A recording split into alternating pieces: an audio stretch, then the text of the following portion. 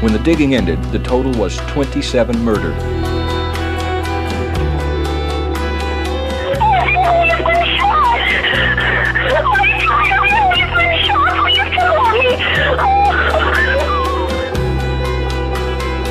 William Reese is the only suspect in the murders of Jessica Kane, Laura Smiller, Kellyanne Cox, and Tiffany Johnston. They got me set up like I'm a serial killer right now. Tata is charged with 4 counts of manslaughter for this February 24th fire that killed 4 children.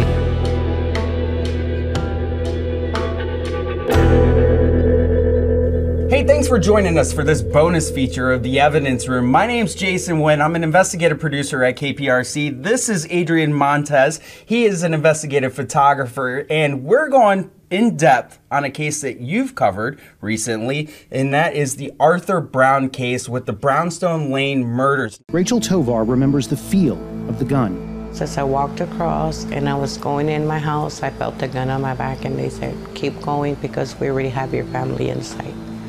If you scream or anything, we're gonna shoot you right here. Tovar, her husband Jose, her son Frank Farias, her pregnant daughter-in-law Jessica Quiñones, and 2 other people were bound with bed sheets and taken to separate rooms inside 4631 Brownstone Lane. They just kept asking for money and money. All 6 people were then shot in the back of the head. Rachel Tovar miraculously survived. Now, you got to talk to the Tovar family, and I kind of want to ask you more about that. How was your interview with them? You know what, Jason, I really thought that this was going to be another typical interview with the families of some of the victims, and it really turned out to be much more than that. What do you mean by that? You know what? Honestly, we talked to so many families, you know, at their worst times of their lives. We always just interact with them and stuff like that. But this one, for some reason, really stuck out to me. This woman, you can tell she was broken. How are you? I know that we're only a couple of days away from his scheduled execution. How are you? Not too good. Really kind of trying to sleep. It's hard, stress. But I'm there. I'll make it.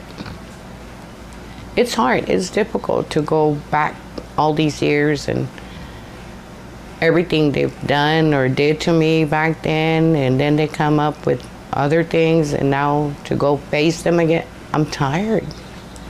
I don't want to say that no more. But I just want this to be over. I said I already carried it for so many years. I don't need it no more. Tired. Tell me a little bit more of the house. What was the environment that you were walking into to do this interview?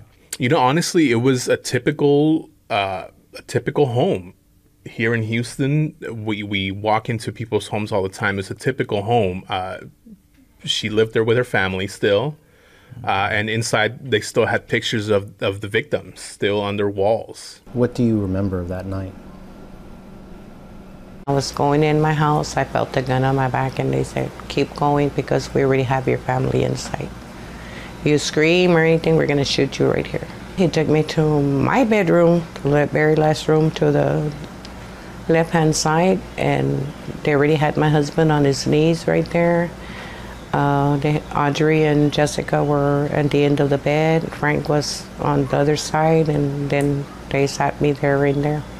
They just kept asking for money and money, and then little one by one he started to gag us and tie us, and he put me in my daughter's bedroom. He put Frank and Audrey in my boy's bedroom, and my husband was in my bedroom. Then by the time I knew it, I heard the gunshot, and after that, I didn't know what was going on.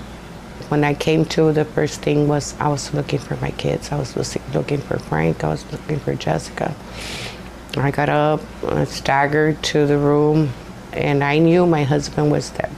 And then when I staggered to look for my son, I gave my son mouth to mouth. I could hear him still breathing. And I said, hold on, baby, hold on. I saw Aunt Audrey, and she was in a puddle of blood. I knew she was gone. I started looking for Jessica. I wandered to look for Jessica. I couldn't find her. I went next door to get help, came back. looked for her, and I finally found her in the restroom. By the time I got her and I gave her mouth to mouth, she was already in her last breath, letting all her last breath come out, and she died in my arms. She stayed there. When the paramedics came in, was the fire department, I believe, were the first ones there. I told her, help her, she's pregnant.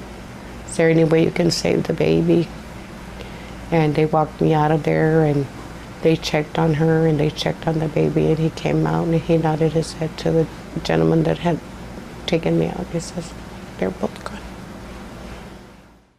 They were all at this house for one reason. Tell me more about that. Yeah, so I believe that they were selling drugs out of the home. Mr. Tovar was, I guess he was a drug dealer in the neighborhood. So the suspects essentially came to their home to rob them. Well, they did come there to rob them. And one of the things that they were saying is that they were looking for things like coke and weed. And Rachel, she talked about dealing to Arthur Brown prior to. Yeah, they had been to their home in the past to purchase drugs from them, so they were known to visit this home. Mm-hmm. And Arthur Brown Jr., he wasn't by himself, right? He was there with Marion Dudley. He was also there with Anthony Dunson. And Anthony Dunson, he was actually put in prison for life. He's eligible for parole in 2027. Marion Dudley, he was executed by the state right a couple years before Brown was. And Brown was kind of alleging that he was innocent the entire time. What did the Tovar family say? You know what? Rachel Tovar was very clear in saying this man was at my house. He was one of the three that was there. I know he was there. I saw him there. So there's no way he's innocent of anything here. Did you ever see the men at all? The men? Mm-hmm. Oh, yeah, I saw them. So you knew who, you had known them from before? Yes, I saw them. I knew who they were. The only one I didn't know was Antonio, but he was there in the house. I pictured him, right away. Yeah, I knew him. There's no doubt in my mind that they weren't there. They were there. They were the ones that did this to my family and myself. And she didn't have any qualms about selling drugs at that point in time. You know what? Robert asked her flat out, this was a drug house, and she said it was. At the time, I believe we had a part of her statement to police when the shooting happened, and she was, she wasn't open about the drug sales that were happening at the home. Does your husband deal in drugs? I know he uses it, but I don't know if he was ever dealing in them. Did he go to Mexico to pick up some drugs? No, he had my daughters with him. He took them to see my in-laws. But 30 years later, Robert asked her, do you sold drugs out of the house? And she said, yes, my husband did. And I would do whatever my husband asked me to do. They basically were looking for drugs because your husband was involved in the trade. It was due to drugs, It like we hadn't seen them for a while. Had they bought from you before? Yeah, they had bought before. I told my husband, what are you doing? You haven't seen these people for about 3 months. What are you doing? Don't do this. But he claimed that he needed money, and I said, you don't need anything. What are you doing? Is that within that week, my husband had left to Mexico on Wednesday and took my girls, and he came back on that Saturday morning, I believe it was, that everything happened. Were you helping with that business? I used to translate for him. It's like I said, that was my husband. I did what he asked me to do, to translate, and sometimes he would bring the drug to the house. I'm not going to deny that. He had it there in the house at times. I think they found a couple keys, coke, and a lot of weed there. Yeah, in the evidence room, there's actually pictures of the stuff they found in the home, and there is stuff in a drawer inside the house.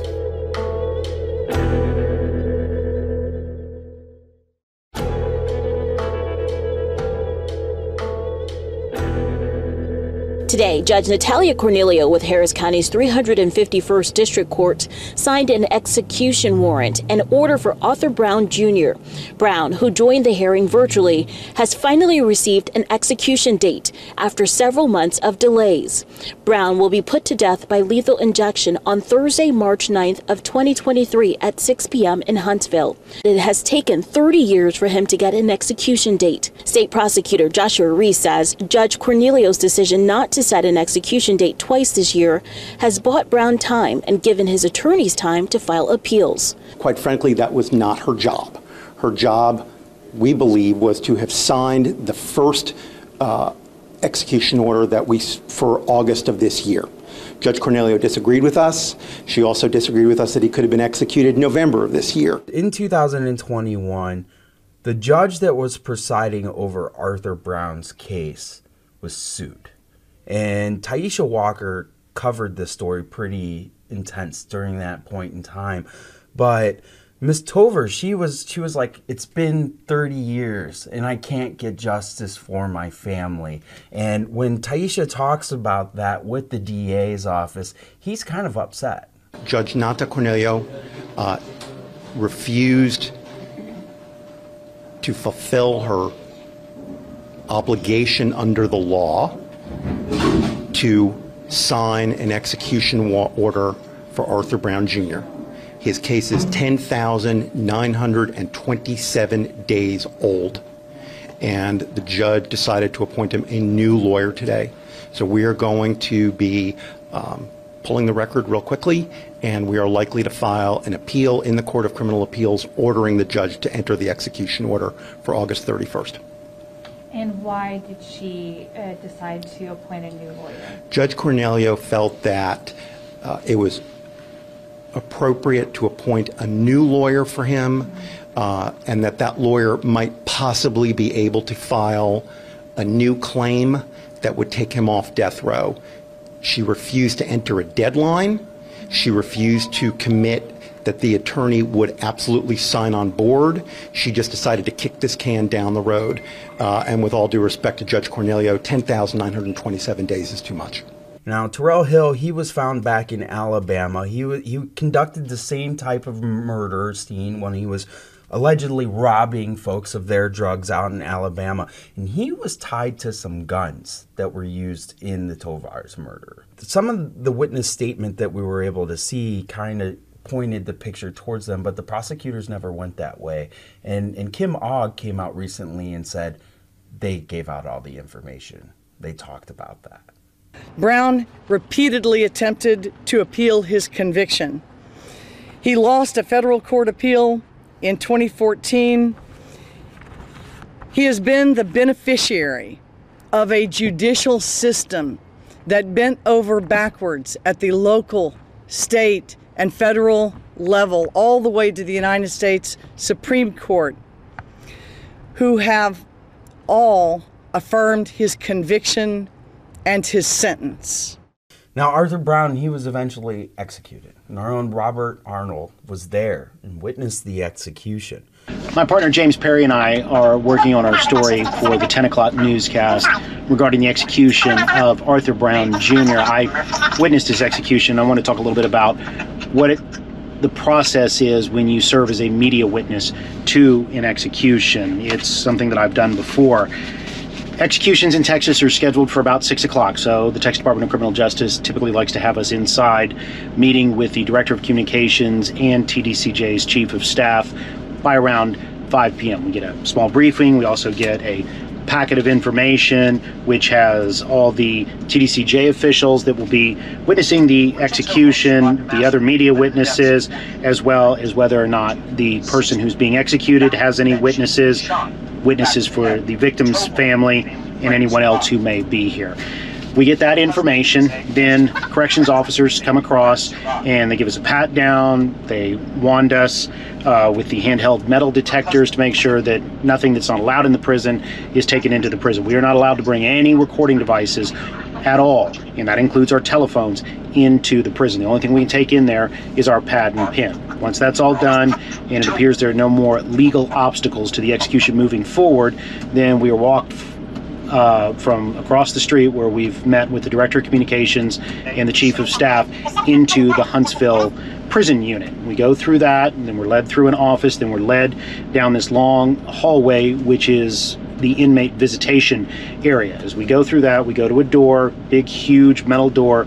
That door is open, and we walk into one of the interior courtyards of the prison. And this is just my personal thoughts on it. I'm always struck by this part of the walk, because you're in a prison. You're surrounded by bricks, you're surrounded by chain link fences, you're surrounded by razor wire. But in this little courtyard area, there's crepe myrtles, there's some flowers, some shrubs, grass, so that contrast has always really struck me. Anyway, so we go through that door, then we'll walk through a series of gates and chain link metal fences to one of the corners of the prison unit. And there are these two doors there. These are the doors to the two witness rooms that are connected to the execution chamber. So we're led into that room, and when we go into that room, it's a low ceiling. I haven't really measured it, but it can't be more than 10 by 6 inside, because I've been in one of these rooms where there's been about 10 people, and trust me, it gets really crowded really fast in there. So you walk into this room, like I said, white walls. There's this huge window with bars on it, and that's directly looking into the execution chamber. And I want people to know that it's not like in the movies. When we go in there, we don't see the inmate being brought in, strapped to the gurney, last rites, anything like that. By the time we walk in, the inmate has already been strapped to the gurney, the IVs had been administered, the warden is there in the room, as well with a spiritual advisor, if the person wants a spiritual advisor in there, and another member of the TDCJ staff. And within 30 seconds of the door closing behind us and you hear that heavy lock go off, someone walks in, opens the door, lets the warden know that you can proceed with the execution. And it's not so much that's just procedural, it also lets the warden know that there are no more legal obstacles to this execution moving forward. After that, the person's spiritual advisor, if they want, will say something. In this case, in Arthur Brown's execution, he had a spiritual advisor who read a passage from the book of John in the Bible. It's the passage that I think most of us are familiar with, where part of it reads that he who is without sin may cast the first stone. So his spiritual advisor made that, and then the Brown in this case was given the chance to make a final statement, which he did, and he maintained his innocence. One of the things that they have in there is a microphone that's positioned over the person's head, because the person who is to be executed is lying on their back with their arms out. The microphone is there so their words can be amplified through speakers that are set up in both of the witness rooms. So Brown gave his final statement. He never looked at the family member of either the Tovar family or the Quiñones family who were in the room next to us. Never looked at them. He maintained his innocence. He gave his final statement, and then what follows after that and the execution actually proceeds is something that, to me, is some of the most profound silence I have ever experienced in my life. Because once that final statement is over and the drugs are administered, we stand there and we wait until the prison doctor is brought in and declares the person dead. And just like anything else, everybody is different. Sometimes that process can be a long time. So you stand there in the room in just absolute silence. When I say absolute silence, the tiniest noise is just amplified. You can even hear people in the next room if they simply shift their body weight and they rub against a wall. And if anybody accidentally taps the wall or taps the glass, it's just amplified because everything else is so silent while you're waiting for this to happen. Once the doctor finally comes in, the doctor then examines the person, looks in their eyes, checks their arteries, listens for a heartbeat, and then pronounces an official time of death.